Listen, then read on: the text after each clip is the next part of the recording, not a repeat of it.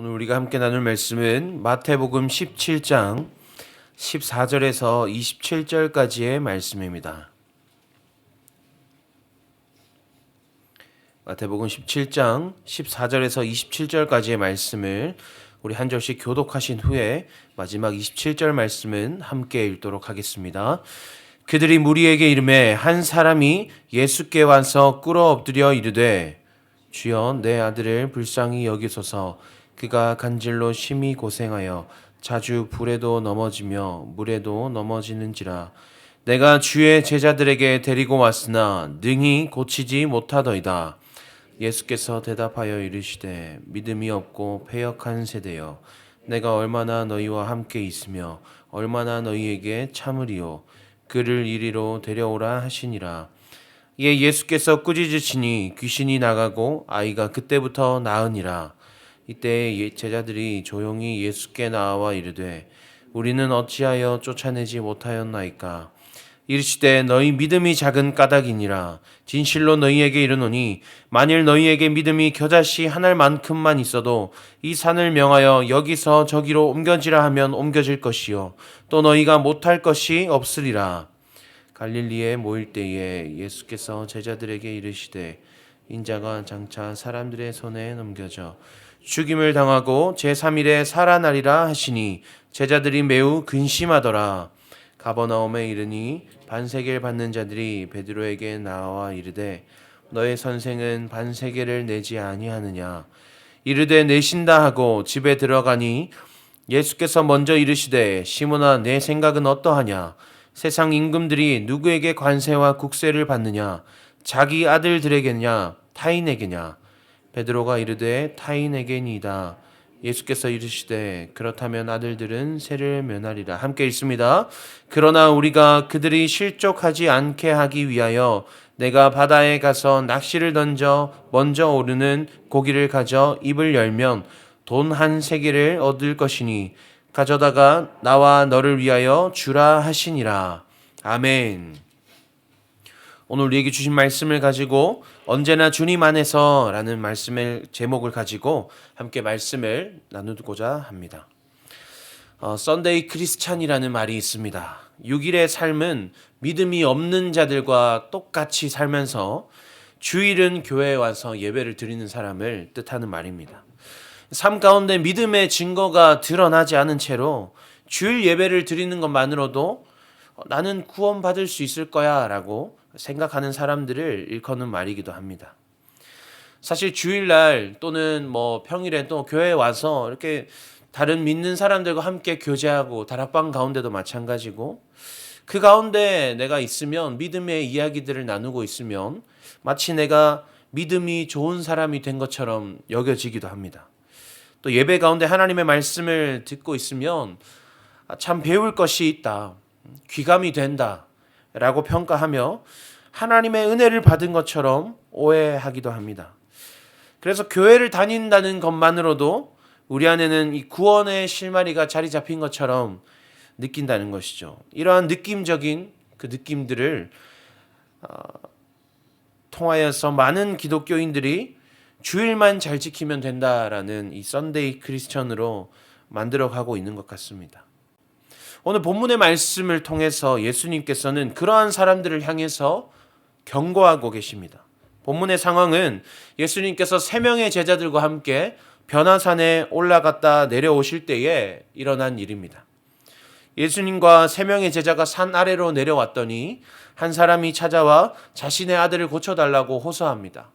그 사람의 아들은 간질을 앓고 있었고 그 사람은 자신의 아들을 위하여 이 3명을 제외한 예수님과 함께 변화산으로 올라갔던 3명을 제외한 나머지 제자들에게 자신의 아들을 회복시켜 달라 요청했지만 제자들이 고치기 못했기 때문에 예수님을 기다렸다가 예수님께로 나아온 것입니다. 예수님께서는 남겨져 있던 제자들에게 호되게 꾸짖으시는 장면이 등장합니다. 믿음이 없고 패역한 세대여, 내가 얼마나 너희와 함께 있으며 얼마나 너희에게 참으리요. 예수님의 안타까운 마음이 전해지는 예수님의 이 꾸짖음인 것 같습니다. 안타까울 수밖에 없는 것이 예수님께서는 마태복음 10장에서 제자들을 부르시고 그들에게 권능을 주셨습니다.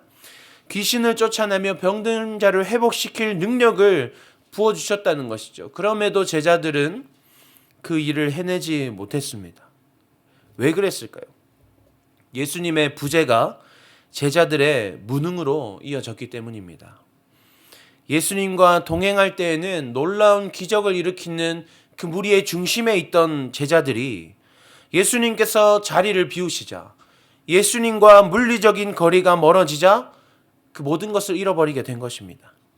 그리고 그들의 부족한 믿음은 쉽게 극복되지도 않았습니다. 예수님께서는 그들을 꾸짖으신 후에 너희에게 믿음이 없어서 그렇다. 너희가 겨자씨만한 믿음이라도 있으면 모든 것을 가능케 될 것이다 라고 말씀하셨지만 22절에서 예수님께서 다시 그들의 곁을 떠나실 것을 말씀하시자 23절 말씀에서 제자들은 다시 근심하게 되는 장면을 우리는 보았습니다. 여전히 예수님의 부재에 대한 두려움과 무력감이 느껴지고 있는 것이죠.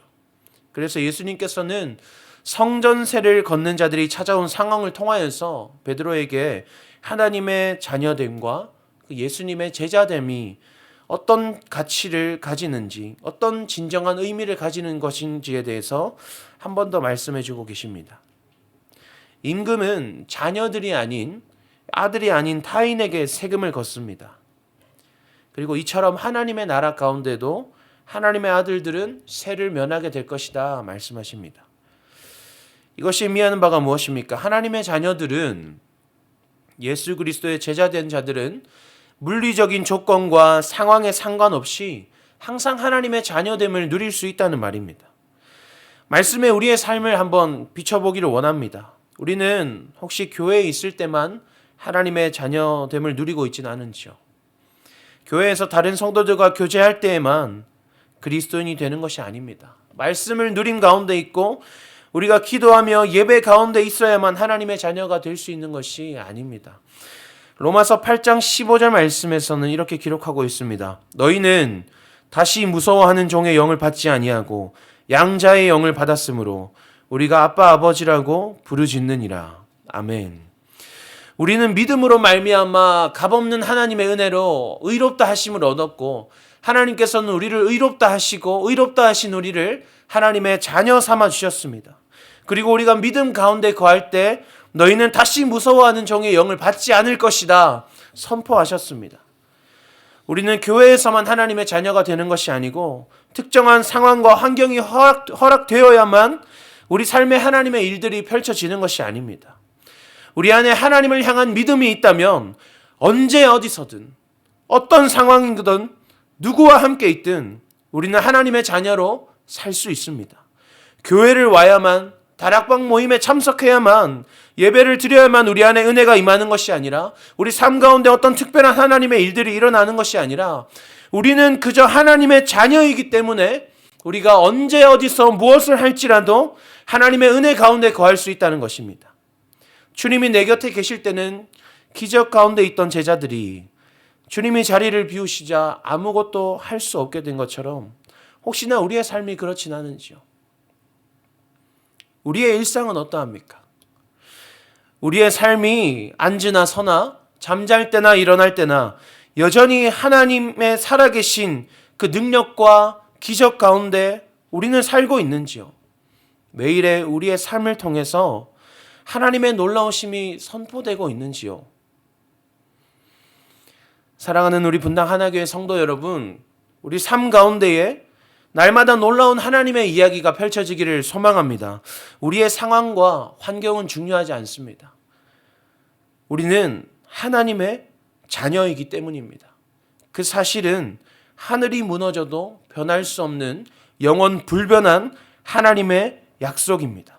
그것을 믿으며 오늘도 믿음으로 하나님의 스토리를 만들어내는 우리가 되기를 소망합니다. 기도하겠습니다. 하나님 감사합니다. 오늘도 말씀으로 우리를 깨닫게 하시니 감사합니다. 하나님, 상황과 환경에 핑계하지 않기를 원합니다. 우리가 어디에서 무엇을 하든지 날마다 하나님의 자녀됨을 기억하게 하시고 믿음으로 승리하게 하여 주시옵소서. 매일의 우리의 삶 가운데에 하나님의 놀라우신 스토리가 이루어지기를 소망합니다. 부족한 우리의 믿음까지도 붙드실 줄 믿사오며 살아계셔서 우리가 삶 가운데 역사하시는 예수 그리스도의 이름으로 기도합니다. 아멘. 이 시간 주신 말씀 생각하며 기도하기 원합니다. 먼저는 우리의 믿음 없음을 회개합니다. 하나님, 우리의 연약함을 회개하오니 하나님, 우리의 연약한 우리를 붙들어 주시어서 불쌍히 여겨 주시어서 우리에게 믿음을 더하여 주시옵소서. 또한 믿음으로 말미암아 우리가 하나님의 자녀된 삶을 살아갈 때에 우리의 인생을 통하여서 놀라운 하나님의 스토리들이 써내려져 갈 수 있도록 인도하여 주시옵소서. 우리 두 가지 기도 제목으로 기도하신 후에 각자의 기도 제목 가지고 나아가시도록 하겠습니다. 함께 기도하시겠습니다.